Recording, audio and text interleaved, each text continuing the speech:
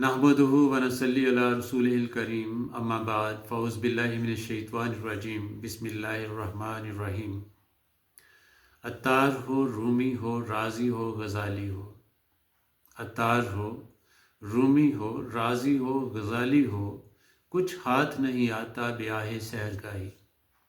अज़ीज़ तलबा, अल्लामा इकबाल के शेर का मफ़हूम यूँ है कि अत्तार, रूमी, राज़ी और गज़ाली जैसी अजीम हस्तियों को जो इल्म, हिकमत व दानाई और अज़मत मिली है वो आहे सहरगाही का सबब है। अज़ीज़ तलबा, अल्लामा इकबाल ने इस शेर में आलम इस्लाम की चार अजीम हस्तियों ख्वाजा फरीदुद्दीन अत्तार, मोहम्मद जलालुद्दीन रूमी, अल्लामा फ़खरुद्दीन राज़ी और अबू हामद गज़ाली का ज़िक्र किया है और वाज़े किया है कि बे आहे सहरगाही यानी तहज्जुद के वक्त अल्लाह ताला की इबादत, ज़िक्र और तदब्बुर के बगैर मुकाम मार्फत तक नहीं पहुँचा जा सकता। इस शेर का मरकज़ी पैगाम आहे सहरगाही की अहमियत है। कुरान हकीम में क़ियामुल लैल और इबादत शब की बहुत तलकीन की गई है। इसे अहले तकवा और इबादुर रहमान की निशानी बताया गया है।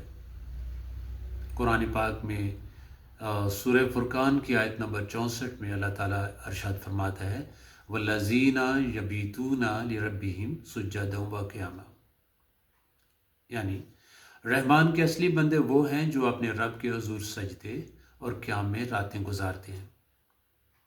इसी तरह सूरह ज़ारियात की आयत नंबर 18 में अल्लाह ताला अरशाद फरमाता है, व बिल असहारी हुम यस्तगफिरून, यानी वो सहर के औकात में इस्तगफार किया करते थे। फिर सूरत आल इमरान की आयत नंबर 17 में अल्लाह ताला इरशाद फरमाता है कि अस्साबिरीना वस्सादिकीना वलकानितीना वलमुनफिकीना वलमुस्तगफिरीना बिलअसहार, यानी ये लोग सब्र करने वाले हैं, रास्तबाज हैं, फर्माबरदार और फयाज हैं और रात की आखिरी घड़ियों में अल्लाह से मगफरत की दुआएं मांगा करते हैं। रात की इबादत से मुराद तहज्जुद की नमाज है। अल्लाह ताला ने बराह रास्त रसूल अकरम सल्लल्लाहु अलैहि वसल्लम को इबादत शब यानी नमाज तहज्जुद का हुक्म देते हुए फरमाया, वमिनल लैली फतहज्जद बिही नाफिलतल लक असा अन यबअसका रब्बुका मकामम महमूदा। सूरत बनी इसराइल की आयत नंबर 89 में अल्लाह ताला इरशाद फरमाता है, और रात को तहज्जुद पढ़ो, ये तुम्हारे लिए नफल है, बाईद नहीं कि तुम्हें तुम्हारा रब मकाम महमूद पर फायज फरमा दे। एक और मकाम पर आप सल्लल्लाहु अलैहि वसल्लम को अल्लाह ताला ने इस तरह ताकीद फरमाई, या अय्युहल मुज़म्मिलु कुमुल लैला इल्ला कलीला निस्फहु अव इनकुस मिनहु कलीला औ ज़िद अलैहि वरत्तिलिल कुरआन तरतीला। ए ओढ़ लपेट कर सोने वाले, रात को नमाज में खड़े रहा करो मगर कम, आधी रात या इससे कुछ कम कर लो या इससे कुछ ज़्यादा बढ़ा दो, और कुरान को ठहर ठहर कर पढ़ो। यहाँ अगरचे खिताब बराह रास्त रसूल अकरम सल्लल्लाहु अलैहि वसल्लम से है, लेकिन बिलवास्ता इबादत शब की ताकीद उम्मत को भी की गई है, क्योंकि नबी के हर छोटे बड़े अमल में उम्मत को उनकी पैरवी का हुक्म दिया गया है। शब बेदारी और नमाज तहज्जुद की ताकीद के सिलसिले में चंद अहादीस नबवी सल्लल्लाहु अलैहि वसल्लम मुलाहज़ा फरमाइए। हज़रत इमामा रज़ी अल्लाह ताला अन्हु का बयान है कि नबी अकरम ने फरमाया, नमाज तहज्जुद का इल्तिज़ाम किया करो, ये तुमसे पहले के नेक लोगों की खसलत है और खुदा से तुम्हें करीब करने वाली और गुनाहों के बुरे असरात मिटाने वाली और मुआसी से रोकने वाली चीज़ है। हज़रत अबू हुरैरा रज़ी अल्लाह ताला अन्हु से रवायत है कि आप सल्लल्लाहु अलैहि वसल्लम ने फरमाया, फ़र्ज़ नमाज के बाद सबसे अफजल नमाज निस्फ़ शब में पढ़ी जाने वाली तहज्जुद की नमाज है।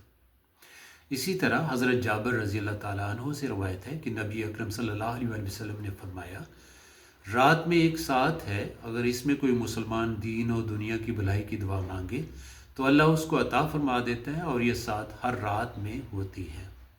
हज़रत अबू सईद रज़ी अल्लाह ताला अन्हु से रवायत है कि रसूलुल्लाह सल्लल्लाहु अलैहि वसल्लम ने फरमाया, 3 शख्स हैं जिन्हें देखकर अल्लाह खुश होता है और उनसे राज़ी रहता है। एक तो वो शख्स जो रात को उठकर नमाज पढ़े, दूसरे वो लोग जो नमाज के लिए सफ़ों को बराबर दुरुस्त करें, और तीसरे वो लोग جو دشمن کے لیے صفوں کو ترتیب دیں۔ اسی طرح حضرت ابو ہریرہ رضی اللہ تعالیٰ عنہ سے روایت ہے کہ آپ نے فرمایا، جب رات کا آخری تہائی حصہ باقی ہوتا ہے، اللہ تعالیٰ روزانہ رات کے وقت دنیا کے آسمان پر نزول فرماتا ہے اور فرماتا ہے، کون ہے جو مجھ سے دعا کرے اور میں اس کی دعا قبول کروں؟ کون ہے جو مجھ سے مانگے اور میں اس کو عطا کروں؟ کون ہے جو مغفرت چاہے اور میں اسے بخش دوں؟ حضرت سید علی حجویری نے اپنی کتاب کشف المحجوب میں ایک جگہ فرمایا ہے کہ علم کے ساتھ فکر بھی ضروری ہے، کیونکہ فکر اور تدبر کے بغیر نہ تو آدمی کے اندر صحیح فہم بیدار ہوتا ہے اور نہ اس کے بغیر علم آدمی کی زندگی پر کوئی گہرا اور دیر پا اثر ڈال سکتا ہے۔ ظاہر ہے کہ غور و فکر کی یہ تاکید حیات و کائنات کی حقیقت و ماہیت تک پہنچنے کے لیے بہت ضروری ہے، اور انسان جب تک اپنی زندگی میں فکر اور تدبر کو شامل نہیں کرتا تب تک اس کے لیے کامیابی ممکن نہیں ہے۔ عزیز طلبہ، دن کی نسبت رات زیادہ پرسکون ہوتی ہے اور شب کے خاموش لمحوں میں غور و فکر کے لیے ماحول بہت سازگار ہوتا ہے۔ اس لیے آبادی سے گریز، تنہائی کی تلاش، خاموشی کو پسند کرنے کا رجحان بیداری شب تک پہنچتا ہے، اور شاعر رات کی تنہائیوں میں حیات و کائنات کے متعلق ان سوالات پر غور کرتا ہے جو بہت ابتدا سے ہی انسانی ذہن پر چھائے ہوئے ہیں۔ تلاش حقیقت کے ضمن میں نبی اکرم صلی اللہ علیہ وآلہ وسلم کی سکھلائی ہوئی یہ دعا ہے کہ ارینل اشیاء کماہیہ، اے اللہ ہمیں اس قابل بنا دے کہ ہم ہر چیز کو اس طرح دیکھیں جیسے کہ وہ فی الواقع ہیں۔ عزیز طلبہ، نفسیاتی اور عملی اعتبار سے دیکھا جائے تو شب بیداری، سحر خیزی، عبادت شب اور دعا انسانی شخصیت میں بعض ایسے اخلاقی اوصاف کا باعث بنتی ہے جن کا حصول کسی دوسرے ذریعے سے ممکن نہیں۔ اول تو یہ انسان ایک ایسے نازک مرحلے سے گزرتا ہے جو 2-4 سخت مقامات سے کم نہیں۔ سحر خیزی ایک نہایت سخت اور نفس کو تکلیف دینے والا عمل ہے جسے قرآن پاک میں اشد وطن یعنی نفس کو خوب روندنے والا عمل کہا ہے۔ سورہ مزمل میں آیت نمبر 6 میں یہ اللہ تعالیٰ ارشاد فرماتا ہے کہ نفس کو روندنے کے علاوہ باقاعدگی، مستعدی، فرض شناسی، قوت برداشت اور ضبط نفس بھی بیداری شب کے ثمرات ہیں۔ اسی طرح اگر طبی نقطہ نگاہ سے دیکھیے تو سحر خیز انسان لطیف الطبع اور ذہین ہوتا ہے۔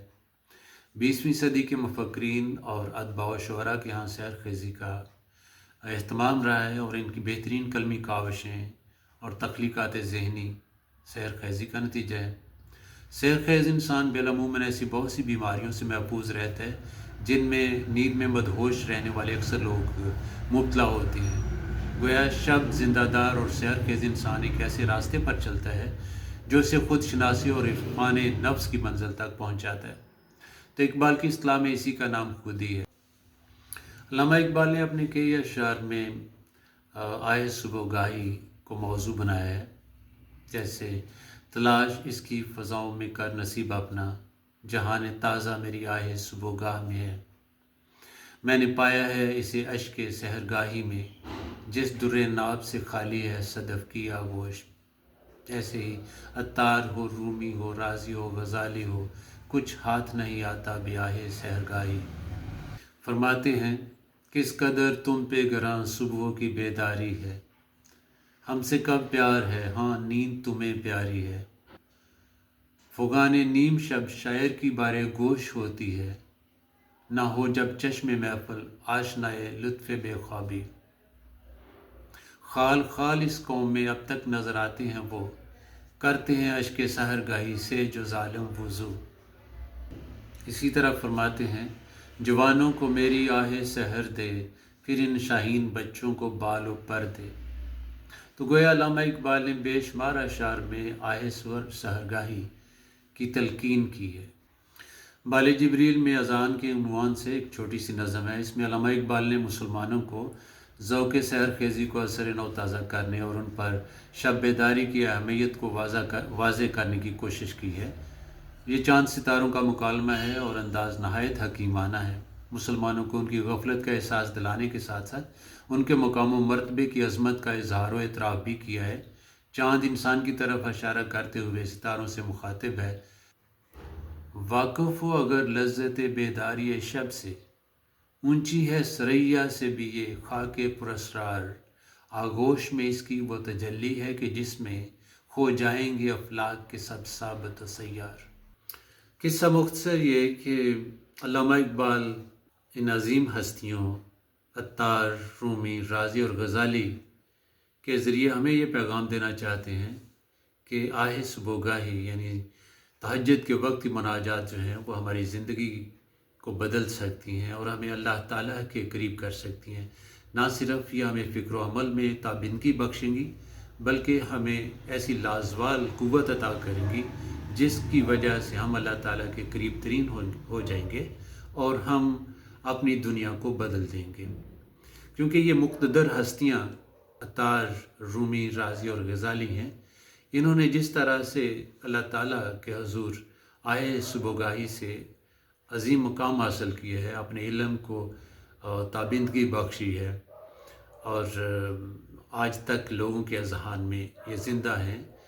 آپ یوں سمجھیں کہ جو لوگ آئے صبحگاہی یعنی صبح کے وقت اٹھتے ہیں اور اللہ کے حضور مناجات کرتے ہیں، اللہ تعالیٰ انہیں وہ تمام علم و حکمت سے نوازتا ہے جو کہ ہمارے نبی اکرم صلی اللہ علیہ وآلہ وسلم نے ہمیں عطا فرمایا ہے، اور یہ واضح کرتے ہیں کہ عمل سے زندگی بنتی ہے، جنت بھی جہنم بھی، یہ خاکی اپنی فطرت میں نہ نوری ہے نہ ناری ہے۔ یعنی ہمیں یہ سوچنا چاہیے کہ انما الاعمال بالنیات، عمل کا دار و مدار نیتوں پر ہے۔ اگر ہماری نیت ٹھیک ہے تو پھر ہمارا عمل بھی درست ہوگا۔